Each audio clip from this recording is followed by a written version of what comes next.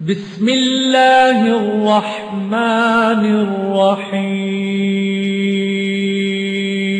شروع اللہ کے نام سے جو بڑا مہربان نہایت رحم والا ہے۔ السلام علیکم ورحمۃ اللہ وبرکاتہ۔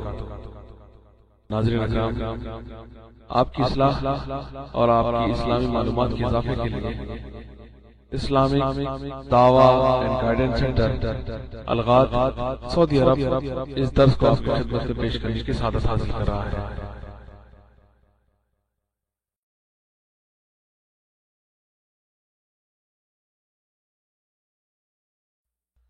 گانا بجانا ایک عظیم فتنہ۔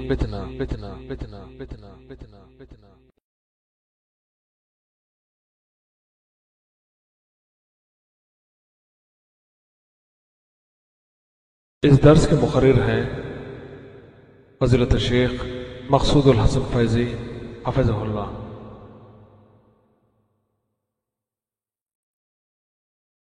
بسم اللہ الرحمن الرحیم۔ ومن الناس من يشتري لهو الحديث ليضل عن سبيل الله بغير علم ويتخذها هزوا أولئك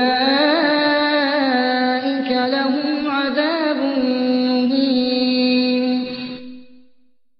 اور لوگوں میں بعض ایسا ہے جو بےہودہ ہدایتیں خریدتا ہے تاکہ لوگوں کو بے سمجھے خدا کے رستے سے گمراہ کرے اور اس سے استہزاء کرے۔ یہی لوگ ہیں جن کو ذلیل کرنے والا عذاب ہوگا۔ اور جب اس کو ہماری آیتیں سنائی جاتی ہیں تو اکڑ کر منہ پھیر لیتا ہے، گویا ان کو سنا ہی نہیں، جیسے ان کے کانوں میں ثقل ہے، تو اس کو درد دینے والے عذاب کی خوشخبری سنا دو۔ الحمدللہ رب العالمین الرحمن الرحیم مالک یوم الدین، ونشهد ان لا الہ الا اللہ ونشهد ان سیدنا ومولانا محمدا عبده ورسوله ارسله الى الناس كافة بشيرا ونذيرا، اما بعد فان خير الحديث كتاب الله وخير الهدي هدي محمد صلى الله عليه وسلم وشر الأمور محدثاتها وكل محدثة بدعة وكل بدعة ضلالة وكل ضلالة في النار۔ أعوذ بالله السميع العليم من الشيطان الرجيم، بسم الله الرحمن الرحيم۔ ومن الناس من يشتري لهو الحديث ليضل عن سبيل الله بغير علم ويتخذها هزوا أولئك لهم عذاب مهين۔ سبحانك لا علم لنا إلا ما علمتنا إنك أنت العليم الحكيم۔ رب اشرح لي صدري ويسر لي أمري واحلل عقدة من لساني يفقهوا قولي عزیز ساتھیوں اور دینی بھائیوں، ایک بڑے مشہور صحابی ہیں حضرت حذیفہ رضی اللہ تعالیٰ عنہ، حضرت حذیفہ بن الیمان رضی اللہ تعالیٰ عنہ، اللہ کے رسول صلی اللہ علیہ وسلم کہ یہ بڑے مشہور صحابی ہیں۔ آپ صلی اللہ علیہ وسلم کا صاحب راز انہیں کہا جاتا تھا، حضرت حذیفہ رضی اللہ تعالی عنہ کو۔ ان کے مقام کا اندازہ اس سے لگائیے کہ منافقین اور فتنوں کی احادیث کے بارے میں جتنی معلومات انہیں تھی اتنی معلومات کسی دوسرے صحابی کو نہیں تھی، اسی لیے حضرت عمر فاروق رضی اللہ تعالی عنہ انہیں دیکھتے تھے کہ جس شخص کے جنازے کی نماز یہ پڑھنے جاتے تھے اس کے جنازے کی نماز وہ خود بھی پڑھا کرتے تھے، ورنہ نہیں۔ کیوں؟ اس لیے کہ اللہ کے رسول صلی اللہ علیہ وسلم نے انہیں ان منافقین کا نام بتا دیا تھا جو عہد رسالت کے اندر تھے، جن کو حضرت حذیفہ ابن یمان رضی اللہ تعالیٰ عنہ کو یہ خود بیان کرتے ہیں کہ لوگ نبی صلی اللہ علیہ وسلم سے خیر کے بارے میں سوال کرتے تھے اور میں آپ صلی اللہ علیہ وسلم سے شر اور برائی کے بارے میں پوچھتا تھا کہ کہیں اس برائی کے اندر میں نہ مبتلا ہو جاؤں، اس لیے اس کے بارے میں اچھی طریقے سے معلومات حاصل کیا کرتے تھے۔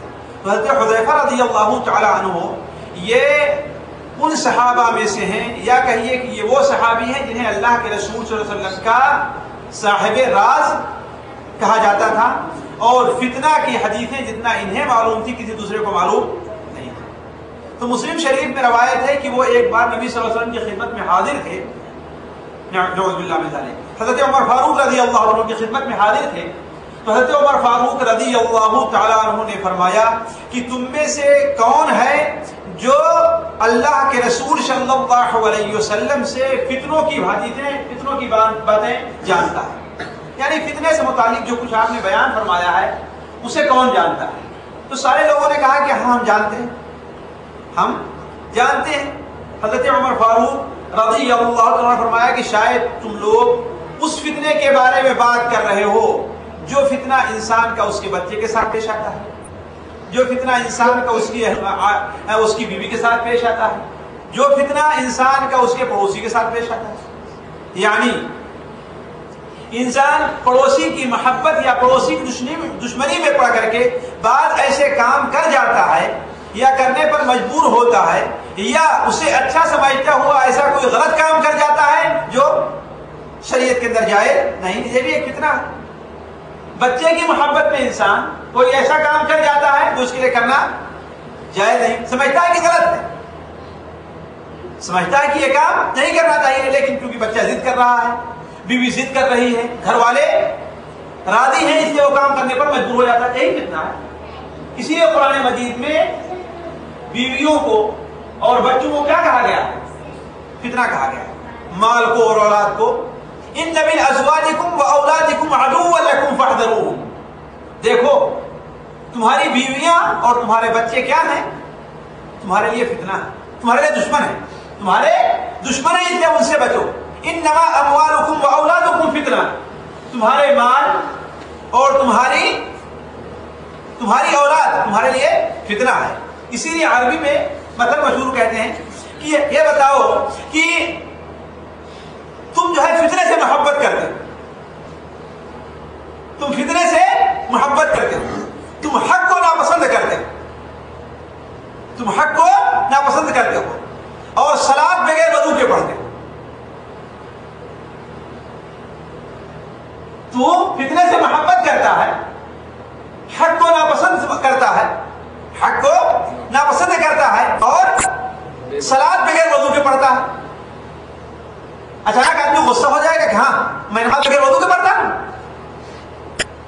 تو کہا کہ نہیں تو صلاۃ بغیر وضو کے پڑھتا ہے، اس لیے صلاۃ مانے کیا درود و سلام بھی ہوتا ہے، انسان بغیر وضو کی درود و سلام پڑھ لیتا ہے کہ پڑھ لیتا ہے کہ نہیں؟ موت حق ہے کہ حق نہیں ہے؟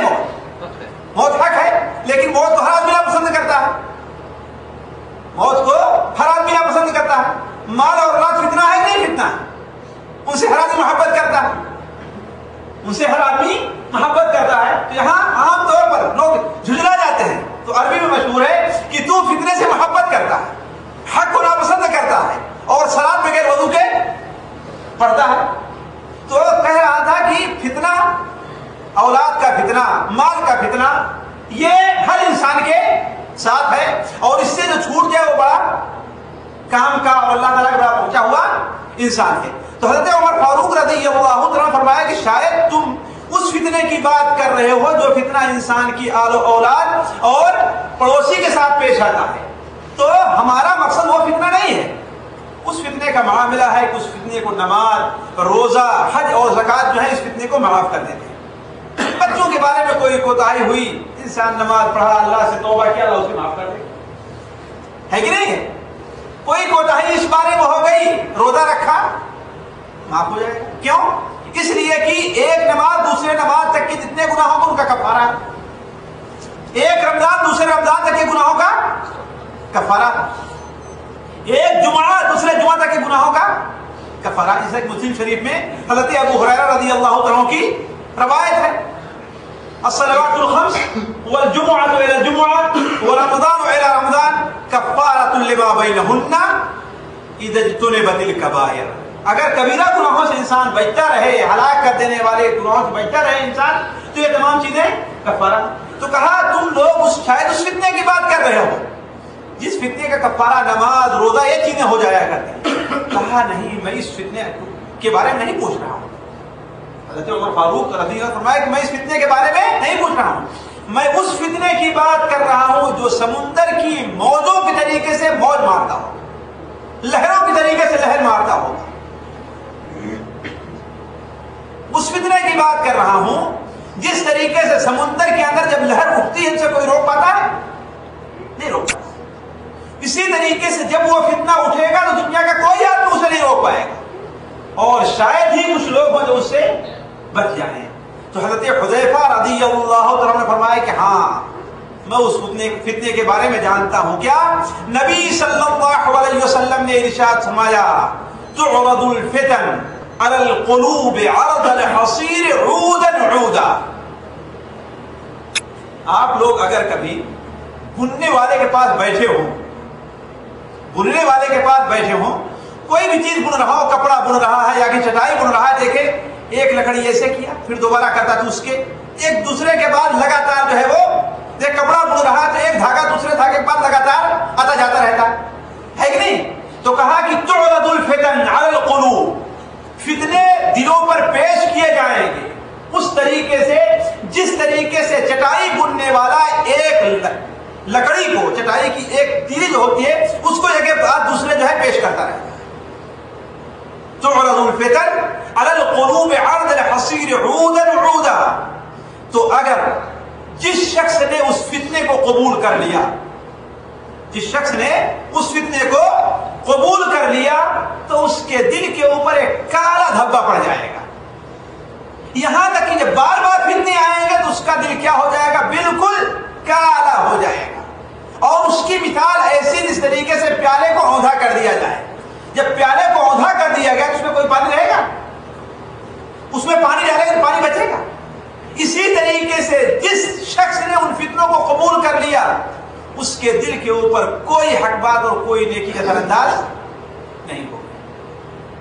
لیکن جس دل نے اس فتنے کا انکار کر دیا تو وہ فتنہ بالکل صاف رہے گا، وہ فتنہ بالکل صاف رہے گا، اس کے اوپر کوئی بھی فتنہ اور کوئی مثبت اثر انداز ہونے والی نہیں. آخر فتنہ ہے کیا چیز؟ یہ مسئلہ ہے. فتنہ ہے کیا چیز؟ کس چیز کو فتنہ کہتے ہیں؟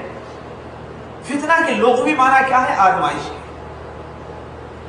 اس زمانے میں فتنے اتنی کثرت سے ہو گئے ہیں کہ لوگ حق کو حق اور نہ حق کو نہ حق نہیں سمجھتے. بہت سی برائیاں ایسی ہیں جو اتنی عام ہو چکی ہیں، اتنی زیادہ ہو چکی ہیں کہ لوگ اسے برائی سمجھتے ہی نہیں.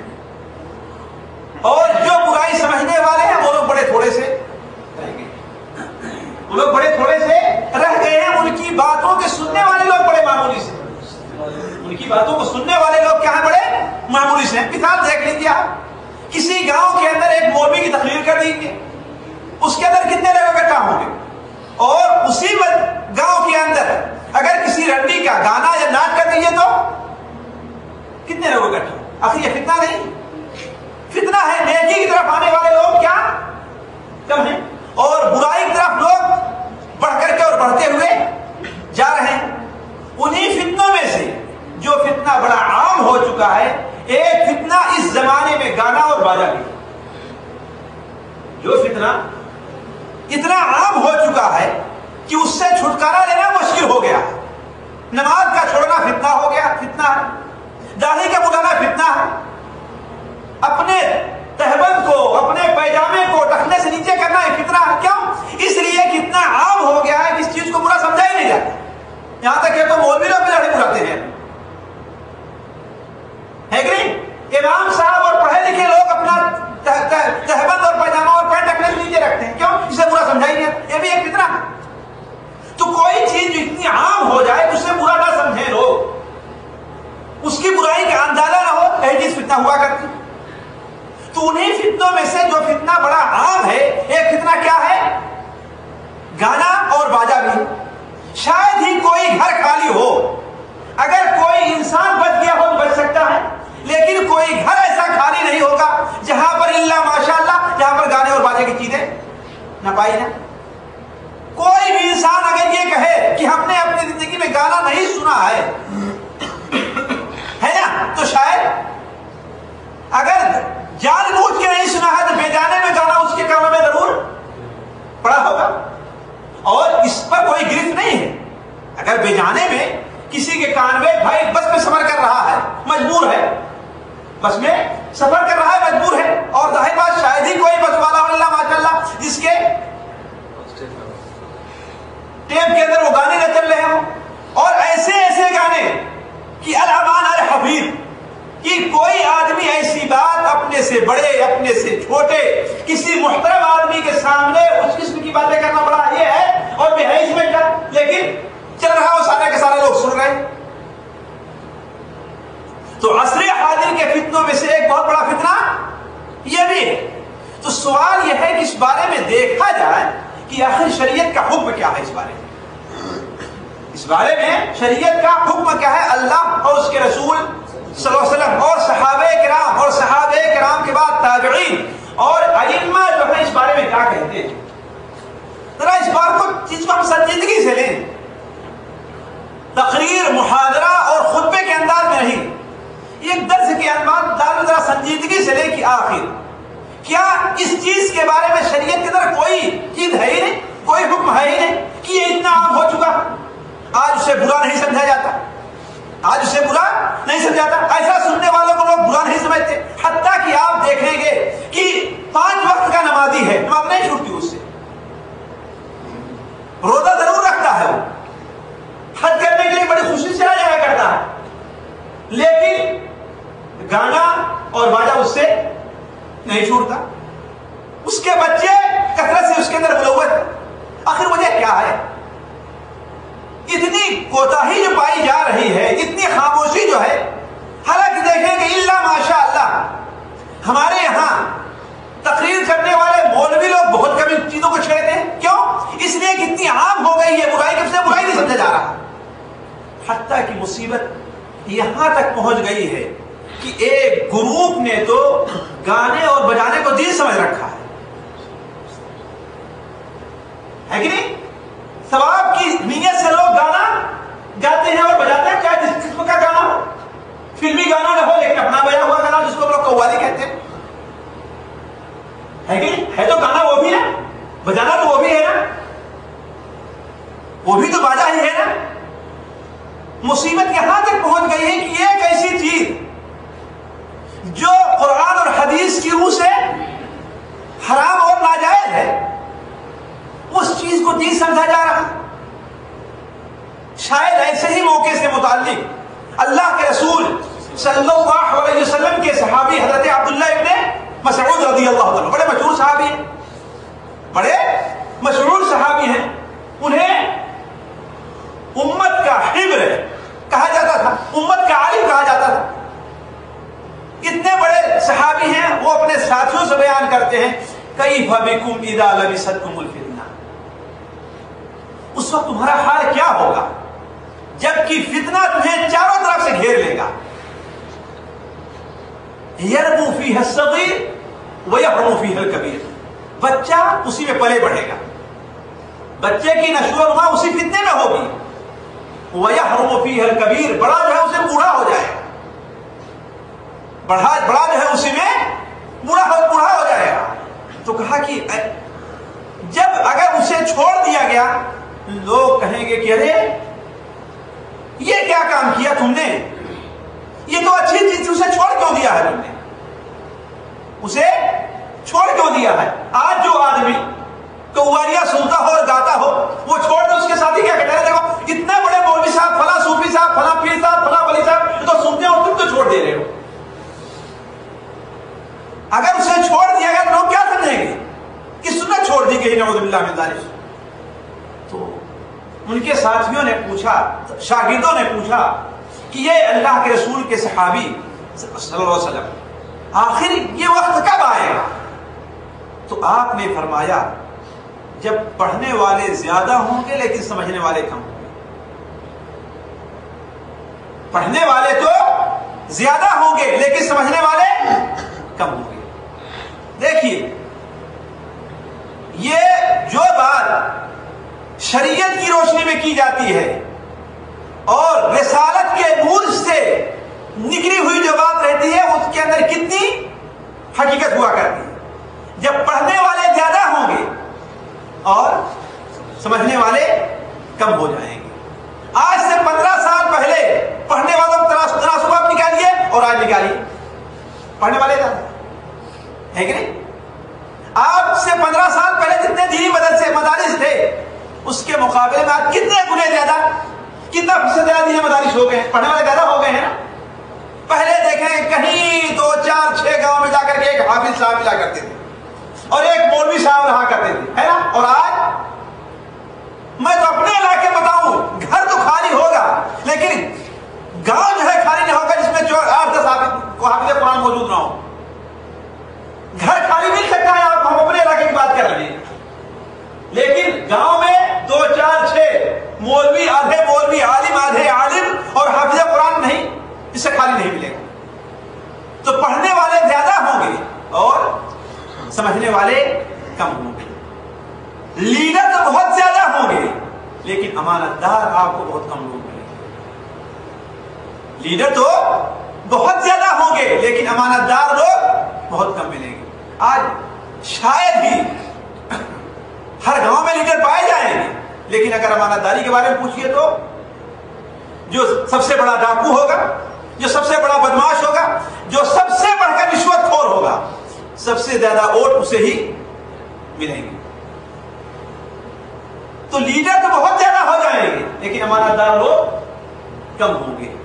اور دین جو سیکھا جائے گا وہ دنیا حاصل کرنے کے لیے سیکھا جائے گا. دین لوگ کیوں سیکھیں گے؟ دنیا حاصل کرنے کے لیے.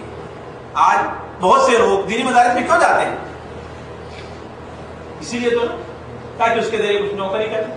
ایک صاحب نے کہا چلو بھائی اب تو انگریزی پڑھنے سے کہیں نوکری ملتی نہیں, یعنی انگریزی اسکولوں میں پڑھنے سے نوکری ملتی نہیں, چلو مدرسے میں ڈال دو, حافظ بن جائے, مولوی بن جائے, کم سے کم اپنا پیٹ تو پالیں گے, اور کچھ نہیں ہوگا تو کم سے کم اپنا پیٹ تو پال لیں گے. تو یہ دین کو سیکھا گیا دنیا حاصل کرنے کے لیے. تو یہ وقت جس وقت سے متعلق حضرت عبداللہ بن مسعود رضی اللہ عنہ بتایا تھا وہ وقت بالکل تقریباً آ چکا ہے. پڑھنے والے زیادہ ہیں لیکن سمجھنے والے کم ہیں. فتنہ اتنا بڑھ چکا ہے کہ اگر کسی برائی کو, گندی بات کو جو شریعت کی نہیں, بدعت کو اگر کوئی انسان چھوڑ دیتا ہے تو سمجھا کہ دیکھو یہ گویا کسی سنت کو چھوڑ دیا. تو اسی سے متعلق میں بات نکلی تھی یہاں سے کہ گانے کو لوگوں نے دین سمجھ رکھا ہے. کچھ لوگ تو گانا اور بجانا دین سمجھ کر کے کر رہے ہیں. تو اسی چیز کو ہم اور آپ ذرا قرآن و حدیث کی روشنی میں دیکھیں کہ اے شریعت کا حکم اس بارے میں کیا ہے. دیکھیے وعلیکم السلام ورحمۃ اللہ. علماء کہتے ہیں کہ قرآن مجید کی 3 آیتیں ایسی ہیں جس سے گانے اور باجے کی حرمت ثابت ہوتی ہے. حالانکہ ایک آیت بھی کافی ہے, ایک حدیث بھی کافی ہے کسی چیز کے حرام ہونے کے لیے.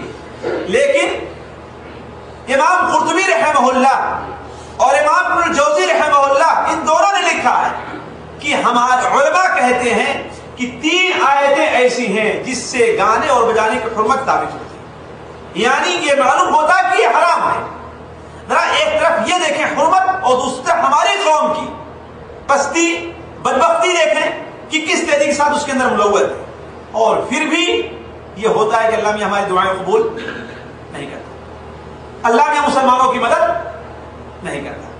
اسی لیے تو امام شبلی, علامہ شبلی رحمہ اللہ نے کہا ہے, کہتے ہیں لوگ ہائے مسلمہ تباہ ہیں, کہتے ہیں لوگ ہائے مسلمہ تباہ ہیں. ہم پوچھتے ہیں ہائے مسلمان ہیں کہاں. کہتے ہیں لوگ ہائے مسلمان تباہ ہیں, ہم پوچھتے ہیں ہائے مسلمان ہیں کہاں.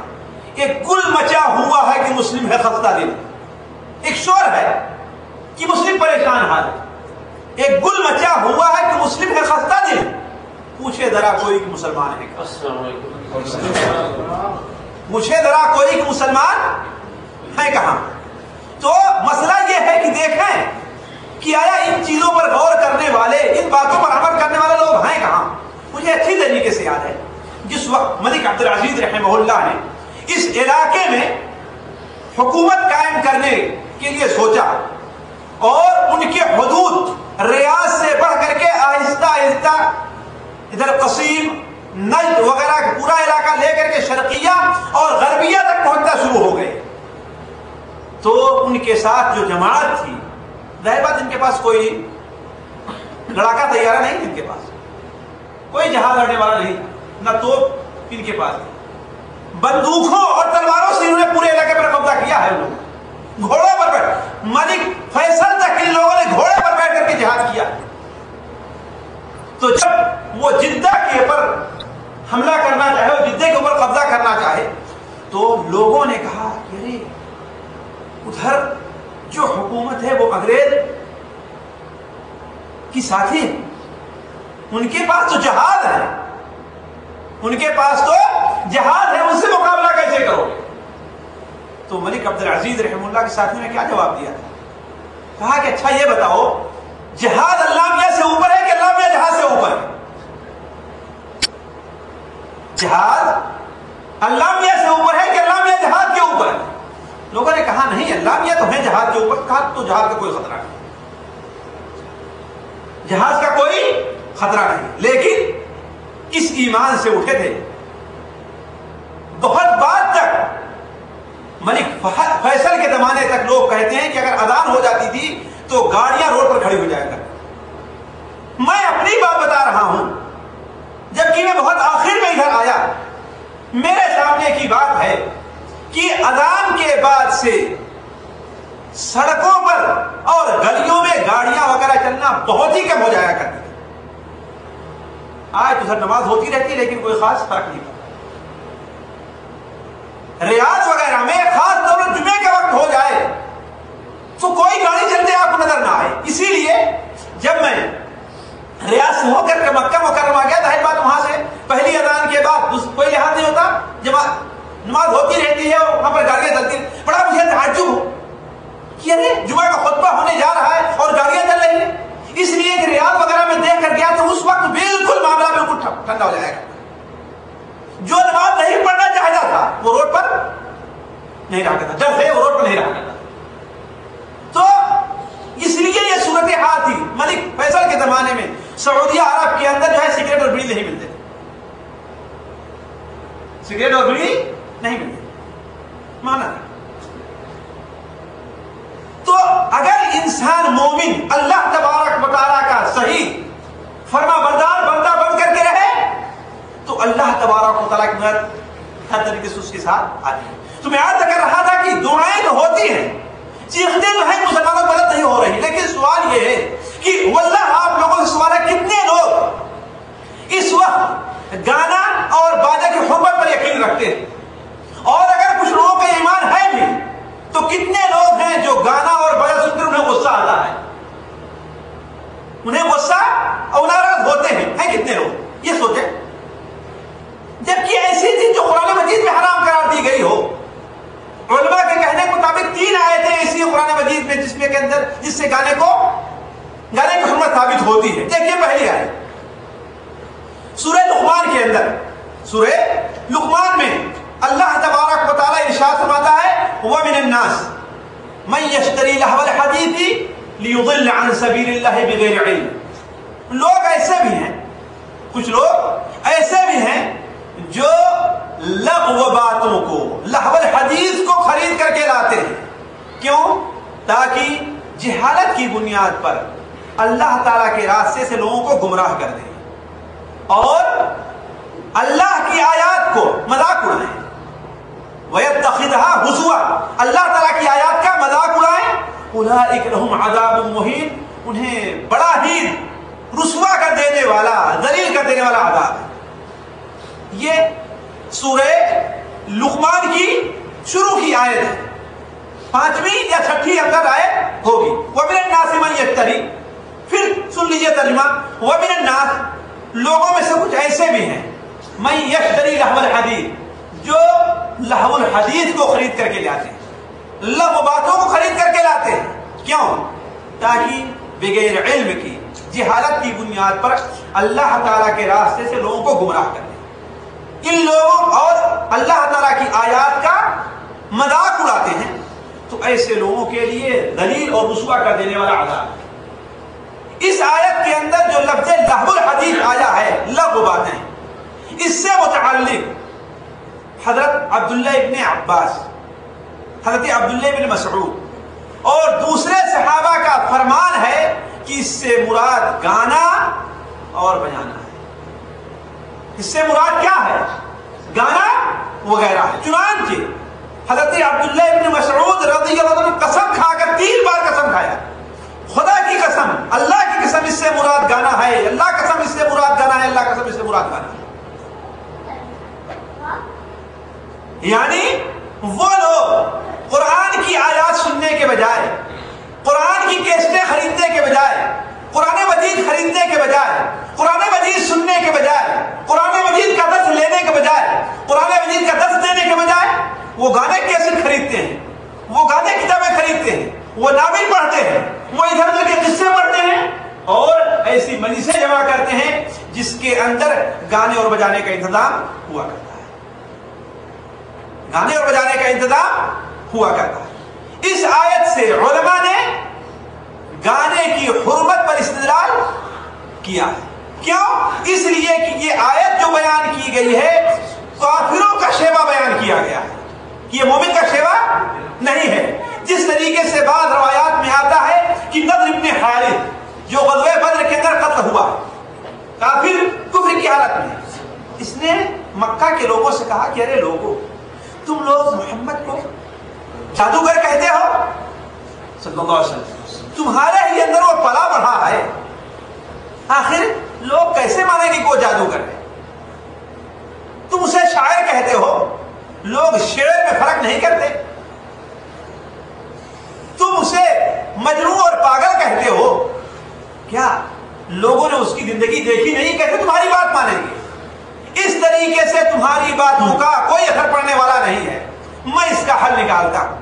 چنانچہ وہ شام اور عراق کے علاقے میں گیا اور وہاں سے بعض روایات کے مطابق کچھ قصے کہانیاں لایا اور کچھ گانے والی لونڈیوں کو بھی خرید کر لایا۔ تو جو لوگ اسلام کی طرف مائل ہوتے تھے ان کے پیچھے کسی لونڈی کو لگا دیا کرتے تھے، اور ایک طرف نبی صلی اللہ علیہ وسلم جب قرآن پڑھتے تھے تو دوسری طرف وہ گانے اور بجانے اور اس قسم کی قصوں کی محفلیں اکٹھا کیا کرتا، جمع کرتا تھا۔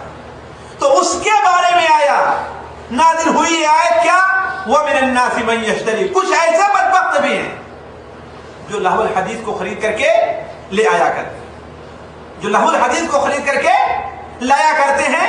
اس آیت سے علماء نے استدلال کیا ہے کہ گانا اور بجانا اور ہر ایسی چیز جس چیز سے قرآن مجید کا مقابلہ ہو اور قرآن مجید کے بجائے وہ چیزیں استعمال کی جائیں، وہ چیزیں کیا ہیں؟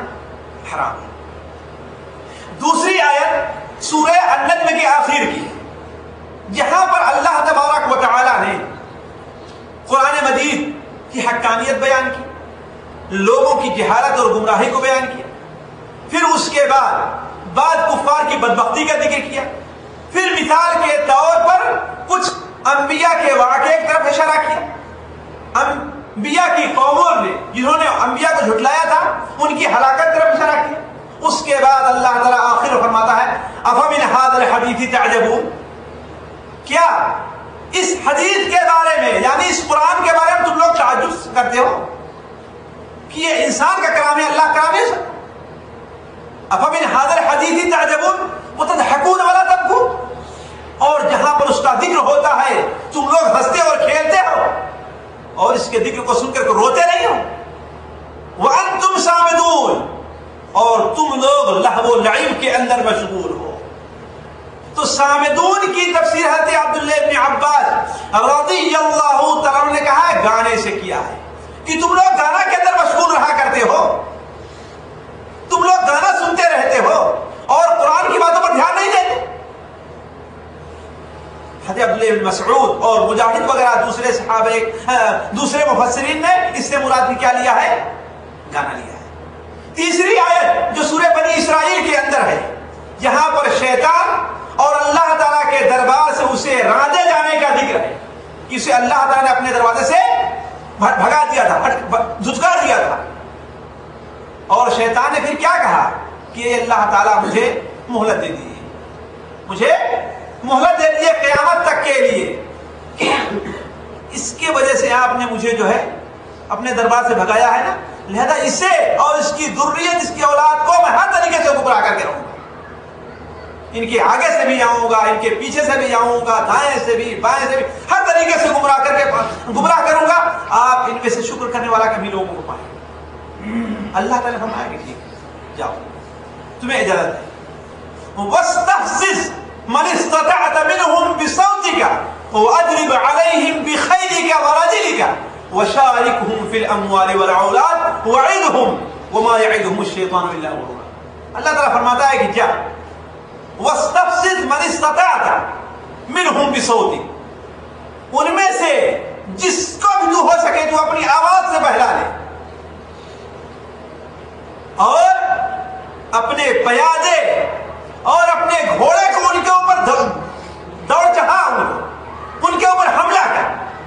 تو بصوتی کا اپنی آواز سے انہیں بہلا لے.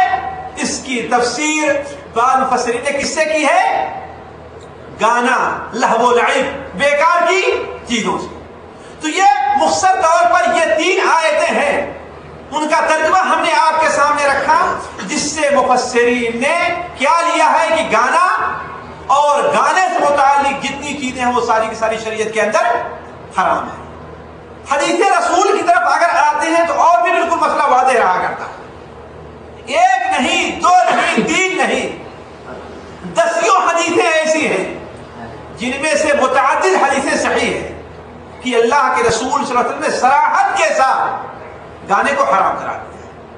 2 حدیثیں آپ سنیے بخاری شریف کے اندر اور ابو داؤد شریف میں ابو مالک الاشعری کی روایت ہے کہ اللہ کے رسول صلی اللہ علیہ وسلم نے ارشاد فرمایا لَيَكُونَنَّ فِي أُمَّتِي، میری امت کے اندر کچھ لوگ ایسے ہوں گے يَسْتَحِلُّونَ الْحِرَ وَالْحَرِيرَ، جو لوگ زنا کو اور شراب کو حلال سمجھیں گے لیکن نام اس کا بدل دیں گے.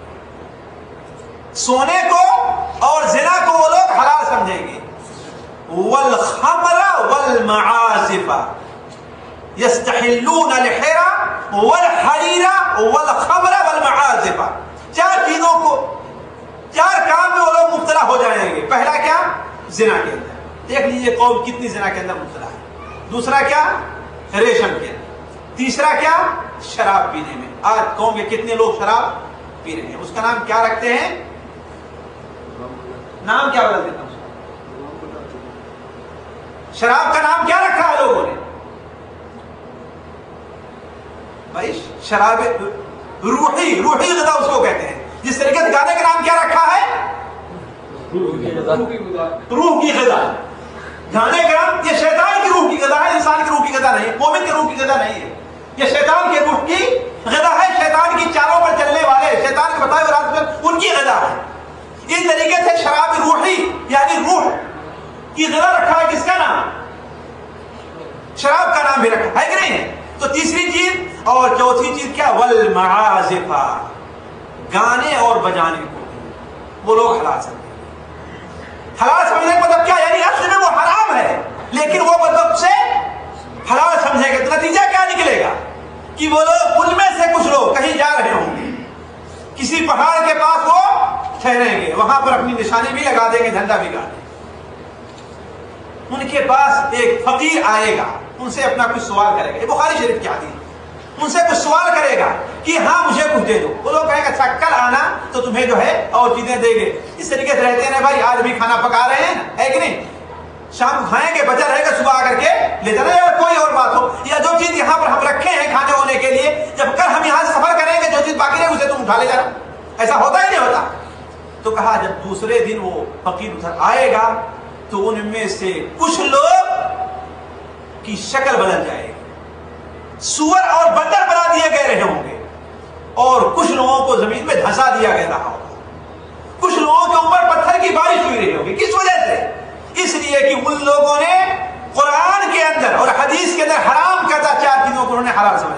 کیا؟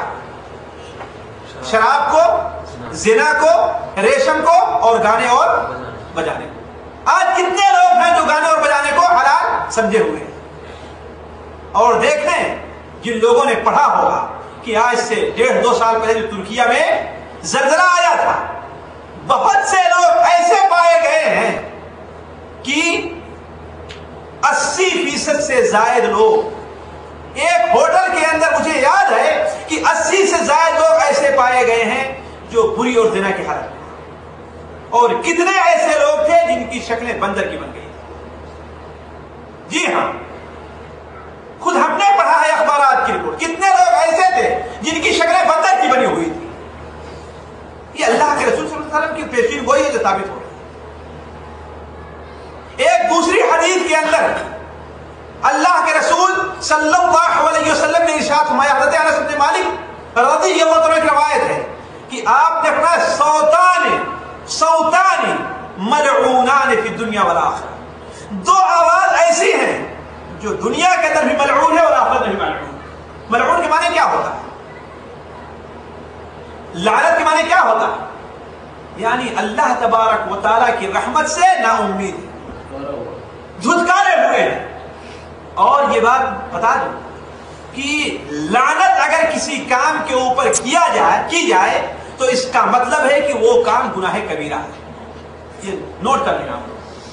اللہ تعالیٰ نے یا اللہ کے رسول صلی اللہ علیہ وسلم نے اگر کسی کام پر لعنت بھیجی ہے، تو اس کا مطلب کیا ہے کہ وہ گناہ کبیرہ ہے. کیوں؟ اس لیے کہ لعنت کوئی معمولی چیز نہیں ہے. اسی لیے کسی انسان کے اوپر آپ لعنت نہیں بھیج سکتے.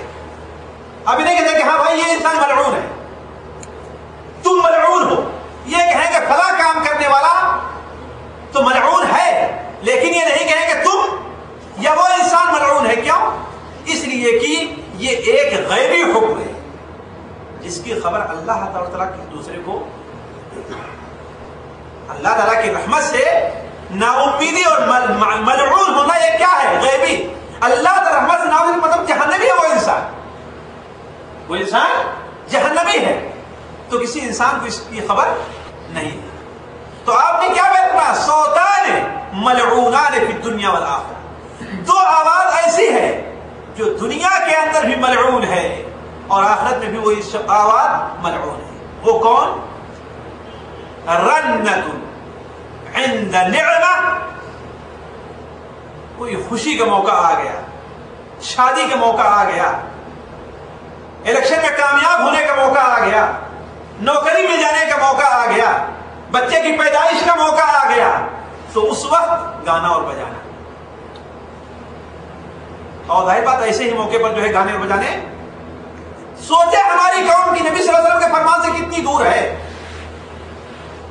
صوتان ملعونان فی الدنیا والآخرہ، 2 آواز ایسی جو دنیا اور آخرت میں ملعون قرار دی گئی. وہ کیا ہے؟ رنت عند نعمہ، مسمار عند نعمہ. مسمار گانا اور بجانا کسی نعمت کے موقع پر اور کسی مصیبت کے موقع پر رونا اور چلانا اور چیخنا. ہائے تباہ اور برباد ہو گئے، ہائے کیا ہو گیا، ہماری دنیا لٹ گئی. ہوتا ہے نا، بچہ مر گیا، بیوی کا شوہر مر گیا، بیٹی کا باپ مر گیا، ہے کہ نہیں ہے، ماں کا بیٹا مر گیا، تو کیا کرتے ہیں؟ کہ ہماری ساری دنیا لٹ گئی ہے، ہم تو کہیں کی نہیں رہ گئے، ہم تو تباہ اور برباد ہو گئے. اور اس پر بسا اوقات یہ لوگ کہنا شروع کرتے ہیں کہ ارے اللہ میاں کو اسی کو لے رہا تھا. حتیٰ کہ ایک پاکستانی نے ہم سے بتایا کہ ایک بار ہمارے گاؤں کے اندر، ہمارے گاؤں میں سخت سیلاب آیا، یہاں تک کہ جو کھیتی وغیرہ بھی ساری کی ساری ڈوب گئی. ایک شخص بدبخت جو بے نمازی تھا اپنے باغ میں جاتا ہے اور ایسے ہاتھ اٹھا کے کہتا ہے کہ ارے اب تو تیرا دل ٹھنڈا ہو گیا. نعوذ باللہ من ذلک. اللہ تعالیٰ کو مخاطب کر کے فرماتا ہے کہ ارے اب تو تیرا دل ٹھنڈا ہو گیا. نعوذ باللہ من ذلک. نتیجہ یہ ہے کہ کہتے ہیں کہ موت کے وقت اس کے منہ سے چیخار نکل رہی تھی، ایسی چیخ نکل رہی تھی کہ لوگ اس کے پاس رہنا نہیں چاہتے. تو یہ دونوں آوازیں، خواہ نعمت کے وقت میں چیخنا چلانا اور ہنسنا کھیلنا اور گانا ہو، یا کہ مصیبت کے وقت میں سارے دونوں آوازیں کیا ہیں؟ ملعون ہیں۔ اسی کی تفصیل بتاتے ہوئے عبد الرحمن بن عوف رضی اللہ عنہ فرماتے ہیں کہ میں اللہ کے رسول صلی اللہ علیہ وسلم خدمت میں حاضر تھا، آپ نے میرا ہاتھ پکڑا اور لے کر کے گئے اپنے بچے ابراہیم کے پاس، جن کے بارے میں معلوم ہوا کہ ان کی طبیعت سخت ناساز ہے۔ آپ صلی اللہ علیہ وسلم ہمیں دے کر کے گئے، وہاں پر پہنچتے ہیں تو آپ نے انہیں اٹھا لیا۔ اس وقت ان کے اوپر ندا کی کیفیت طاری تھی، ایک لوتا بیٹا تھا، لڑکا تھا، لڑکیاں تو تھی نا، لیکن اللہ میاں کوئی نرینہ، اللہ کے رسول صلی اللہ علیہ وسلم کوئی نرینہ اولاد باقی نہیں تھی، ابھی دودھ ہی پیتے تھے، بعض روایت میں ہے کہ چلنا شروع کر دیے تھے۔ آپ صلی اللہ علیہ وسلم نے اپنے ہاتھوں پر لیا، ندا کی کیفیت طاری، آنکھ سے آنسو بہ پڑے، آپ صلی اللہ علیہ وسلم کی آنکھوں سے آنسو۔ یہاں پر انسان سوچ لے، ہمارے بھائی اس کو سنتے ہیں اور پڑھتے بھی ہیں، مولوی لوگ پڑھتے لیکن سوچتے نہیں کہ دیکھیں ایک انسان جو ہے اللہ تعالیٰ کے سامنے کتنا مجبور ہے، اللہ تعالیٰ کے سامنے وہ انسان کتنا مجبور ہے، چاہے نبی ہی کیوں نہ ہو۔ بھلا بتائیے جو انسان اتنا مجبور ہو اللہ تعالیٰ کے سامنے، اس سے اپنی مرادیں منگوانے جاتے ہیں؟ سوچنے کی بات ہے، عقل سے انسان کام لے کہ وہ تو اتنا مجبور ہے کہ اپنے بچے کو اپنے سامنے بچہ مر رہا ہے لیکن نہیں بچا پا رہا۔ حضرت نوح علیہ السلام بچہ سامنے ڈوب رہا ہے، چیخ پڑے کہ اے اللہ تعالیٰ میرا بچہ ڈوب رہا ہے، اور آپ نے وعدہ کیا ہے کہ تیرے اہل کو بچا لوں گا، میرا بچہ میرے اہل سے بچا لیا۔ کتنا بڑا کوئی اور ولی ہوگا؟ حضرت نوح علیہ السلام بڑا کوئی ولی ہوگا؟ کوئی ولی نہیں ہو سکتا، اپنے بچے کو بچا سکے؟ نہیں بچا سکے، تو دوسرے کو کیا بتا؟ تو کیا منہ لے کر کے ان سے اپنی مرادیں مانگنے جاتے ہو؟ ان کی عزت کرو، ان کے اوپر رحمت کی دعا کرو، ان کے درجات کی بلندی کی دعا کرو، ان سے جو کچھ کوتاہیاں ان کے معافی کی دعا کرو، ہے کہ نہیں؟ انہوں نے اللہ تبارک و تعالی کا جو راستہ تمہیں بتایا، جس راستے پر چلے اس پر تم بھی چلو، ان کی اس بارے میں اتباع کرو، لیکن ایک انہیں خدا بنا لو، انہیں اللہ بنا لو، انہیں رب بنا لو، انہیں معبود بنا لو، ان سے استغاثہ کرو، ان سے دعائیں کرو، یہ کہاں سے جائز ہے؟ تو نبی صلی اللہ علیہ وسلم کی آنکھوں سے آنسو بہ پڑے۔ حضرت عبد الرحمن ابن عوف رضی اللہ عنہ، اے اللہ کے رسول صلی اللہ علیہ وسلم، آپ تو ہمیں رونے سے منع فرماتے ہیں اور آج آپ رو رہے ہیں، آپ تو ہمیں رونے سے منع فرماتے ہیں، آپ رو رہے ہیں۔ تو آپ نے فرمایا اے عبد الرحمن، ہم نے رونے سے منع نہیں کیا ہے، ہم نے رونے سے منع نہیں کیا ہے، لیکن میں منع کرتا ہوں یا مجھے منع کیا گیا ہے عن صوتین احمقین فاجرین، دو بیوقوفی کی اور برائی کی آوازوں سے مجھے منع کیا گیا ہے۔ احمق جانتے ہیں نا، احمق، آپ نے دونوں آوازوں کیا کہا ہے؟ احمق آواز کہا اور فاجر نے کہا۔ وہ کون کون سی آواز ہیں؟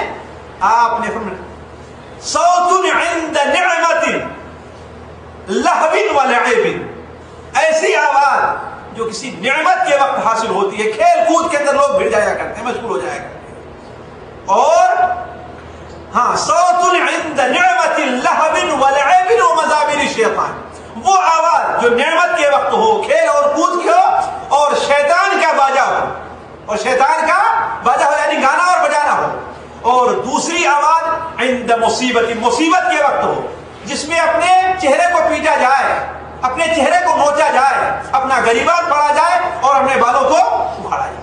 تو ان دونوں آوازوں سے مجھے منع کیا۔ ایک اور حدیث میں جو حضرت عبداللہ ابن عباس رضی اللہ عنہ سے روایت ہے مسند احمد میں، کہ اللہ کے رسول صلی اللہ علیہ وسلم نے ارشاد فرمایا ان اللہ حرم علی الخمر والمیسر والکوبۃ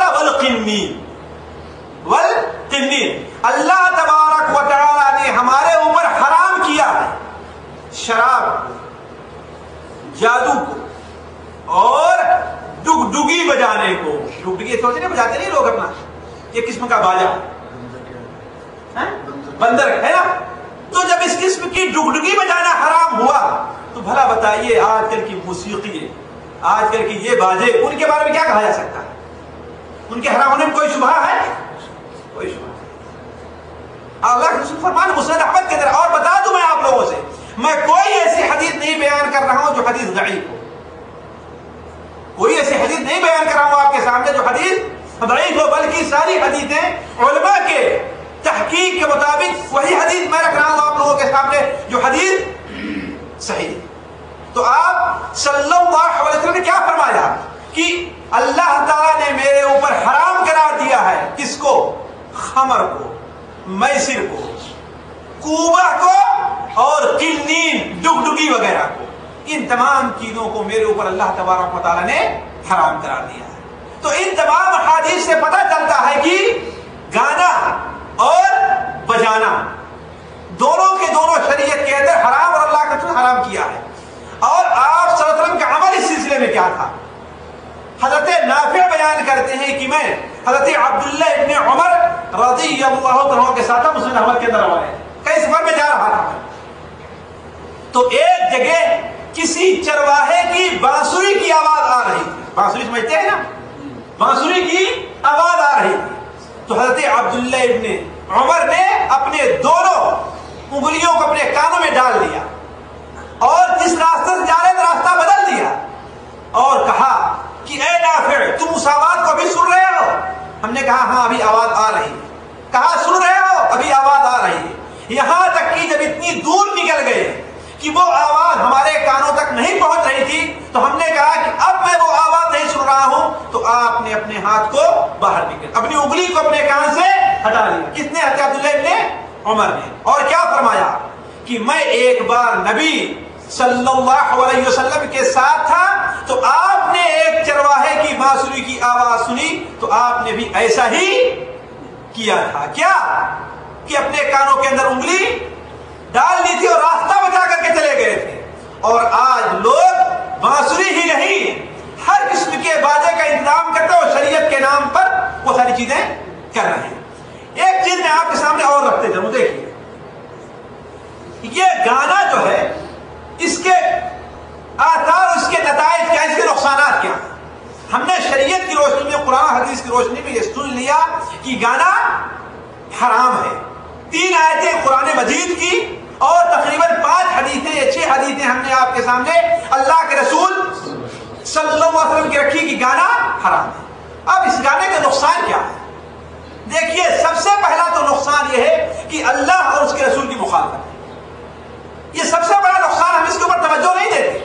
جبکہ ایمان لانے کے بعد ایک مومن کی شان کیا ہونی چاہیے کہ ہر وہ کام جسے اللہ اور اس کے رسول ناجائز کراتے ہیں اس سے رک جائے. ابھی سنا آپ نے حضرت عبداللہ ابن عمر رضی اللہ عنہ کی بات. دیکھیے یہ تھے اللہ کے رسول کے اطاعت کہ آپ نے جیسے کیا تھا ویسے انہوں نے بھی کیا. گانے کی بانسری کی آواز ان کے کان میں پڑی تو اپنے کانوں کے اندر انگلی ٹھوس لیا اور ایسے گزر گئی. جبکہ انگلی ٹھونسنا ان کے اوپر واجب نہیں تھا. کیوں؟ اس لیے کہ وہ گانا سننے نہیں جا رہے تھے. اس کا یہ مطلب نہیں کہ ہم اگر بسوں وغیرہ پر جائیں تو اگر کہیں گانا بج رہا ہو تو اپنے کانوں کے اندر انگلی ٹھوس لیں. بہتر یہ ہے کہ ہم نہ رہیں ایسی بسوں کے اوپر. بہتر یہ کوئی طرح اسے منع کریں. اسے اگر مسلمان اسے سمجھائیں کہ ہاں بھائی یہ چیز جائز نہیں ہے، اگر مان جائے تو ٹھیک ہے، نہیں مانتا ہے تو الحمد للہ. لیکن اللہ کے رسول کی سنت کی اتباع دیکھیے کہ کس طریقے سے آپ وسلم جیسا عمل کیا. تو ایک مومن کی سب سے بڑی خوبی یہ ہوا کرتی ہے کہ اللہ اور اس کے رسول کے حکم کا متبع ہوا کرتا ہے. اللہ اور اس کے رسول کے حکم کا متبع ہوا کرتا ہے. تو سب سے بڑی خوبی اور سب سے بڑا نقصان یہ ہے کہ گانا سننے والا اللہ اور اس کے رسول کی مخالفت کر رہا ہے. جس رسول کا کلمہ پڑھتا ہے، جس کے نام کے اوپر انگوٹھے چومتا ہے، جس کے نام پر انگوٹھے چومتا ہے، اسی کی مخالفت کر رہا ہے. سوچنے کی بات ہے یہ کون سی محبت ہے. صحیح الترغیب و ترہیب میں ایک روایت ہے کہ عبداللہ ابن عمر کی نہیں، ایک دوسرے صحابی کی روایت ہے کہ اللہ کے رسول صلی اللہ علیہ وسلم نے ایک بار وضو کا پانی مانگا. ایک بار وضو کا پانی مانگا تو آپ وضو کر رہے تھے تو ہم آپ کے وضو کا پانی لے کر اپنے جسموں کے اوپر ملنے لگے. میں محبت پر یہ بات نکلی ہے. تو آپ نے فرمایا یہ تم لوگ کیا کر رہے ہو اور ایسا کیوں کر رہے ہو؟ کہا اے اللہ کے رسول صلی اللہ علیہ وسلم، اللہ اور اس کے رسول کی محبت نے ہمیں ایسا کرنے پر مجبور کیا ہے. ذرا دیکھیں کیا کر رہے تھے؟ وضو کا پانی لے کر کے اپنے جسموں کے اوپر مل رہے تھے. آپ نے کیا فرمایا کہ ایسا نہیں. اگر اللہ اور اس کا سچی محبت ہے تو بات کرو تو سچی باتیں کرو، بات کرو تو سچی باتیں کرو، اور پڑوسیوں کے ساتھ حسن سلوک سے پیش آؤ. پڑوسی کے ساتھ کیا حسن سلوک سے پیش آؤ. تو اللہ کے رسول سے محبت اصلی یہ ہے کہ آپ جو فرمائیں اس کے اوپر عمل کیا جائے، آپ جیسا کر کے دکھائیں ویسے ہی عمل کیا جائے. یہ اللہ کے رسول سے محبت ہے. تو نام جب آئے تو انگوٹھا چوما جائے، ہے کہ نہیں؟ آپ کی مسجد کو اپنی پیٹھ نہ دکھائی جائے، یہ تو ظاہر کیا جائے. لیکن جب آپ کے حدیثوں کے مطابق عمل کرنے کا معاملہ ہے تو ساری کی ساری چیزیں پیچھے رکھ دینا. یہ اللہ کے رسول کی اطاعت نہیں ہے. اگر سچے معنی میں اللہ کے رسول سے محبت ہے تو جس طریقے سے آپ نے چرواہے کی بانسری کو سن کر کے اپنے کانوں کے اندر انگلی ڈال لی تھی، ایسا کیا جائے تب تو سمجھے گی کہ اللہ کے رسول سے محبت ہے. دوسرا نقصان سب سے بڑا یہ ہے کہ شاید کم لوگ اس کے اوپر توجہ دیں کہ یہ گانا اور بجانا جو ہے اللہ تعالیٰ کے عذاب کا سبب ہے، عذاب الہی کا، زلزلہ آنے کا، آسمانوں سے پتھر برسے جانے کا یہ سبب بنتا ہے. ایک حدیث کے اندر جو ترمذی شریف وغیرہ میں ہے، اللہ کے رسول صلی اللہ علیہ وسلم نے ارشاد فرمایا میری امت کے اوپر آسمان سے پتھر بھی برسائے جائیں گے، ان کی صورتیں بھی بدل دی جائیں گی اور زلزلہ بھی آئے گا. لوگوں نے کہا کب ایسا ہونے والا ہے اللہ کے رسول صلی اللہ علیہ وسلم؟ تو آپ نے فرمایا اذا ظہرت المعازف وکثرت الخیرات وشربت الخمر. تین کام جب ہونے لگیں گے تو، تین کام جب ہونے لگیں گے تو، جب ظہرت القینات، جب گانے والی بہت زیادہ ہو جائیں گی، جب گانے والیاں بہت زیادہ ہو جائیں گی. آج کتنی گانے والیاں ہیں؟ جب گانے والیاں بہت زیادہ ہو جائیں گی. وظہرت المعازف، اور موسیقی کا بازار گرم ہو جائے گا. موسیقی کا بازار گرم ہو جائے گا. کوئی گلی ایسی نہیں ہے جہاں پر موسیقی کی آواز نہ آتی ہو. اور تیسری چیز کیا؟ جب شراب پی جانے لگے گی. یہ تین کام جب ہونے لگیں گے تو ہماری امت کے اوپر اللہ تعالیٰ یہ عذاب نازل فرمائے گا.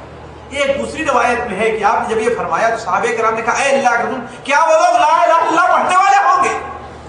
سن لیں، کیا وہ لوگ لا الہ الا اللہ پڑھنے والے ہوں گے؟ آپ نے فرمایا کہ ہاں وہ لا الہ الا اللہ پڑھائیں گے. بعض روایت میں لوگ نماز بھی پڑھائیں گے، روزہ بھی رکھیں گے، لیکن ان کے اندر تین برائیاں پائی جاتی رہیں گی. کیا؟ کہ اس ماحول میں گانے والیاں بہت ہو جائیں گی، ہے کہ نہیں؟ اور گانے باجے کا سامان بہت زیادہ بڑھ جائے گا، اور اس میں شراب پی جائے گی. تو عرض کر رہا تھا کہ گانے اور باجے کی کثرت کسی ماحول میں، کسی معاشرے میں ہو جانا، یہ اللہ تبارک و تعالیٰ کے عذاب کو دعوت دینا ہے.